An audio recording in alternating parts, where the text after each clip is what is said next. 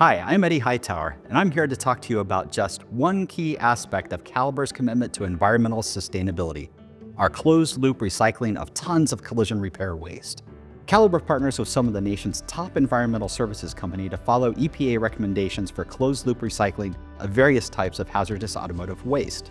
At every one of our 1,800-plus centers in 41 states, motor oils, both natural and synthetic, oil filters, solvents, and oily water are collected and stored to be collected by our partners so that motor oil can be filtered and re-refined,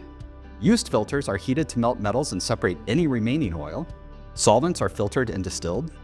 oily water is skimmed so that the used oil can be recycled with other motor oils, and the remaining water is treated to be both chemically and biologically safe. These recycling processes extract and refine metals for scrap and separate out clean water that can be safely discharged. Further refinement and distillation create recycled motor oil, automotive solvents, and lubricants that can then be used in both automotive and industrial applications. This ultimately keeps these waste materials out of the environment, helps conserve valuable resources, and reduces energy consumption in the refinement of new materials.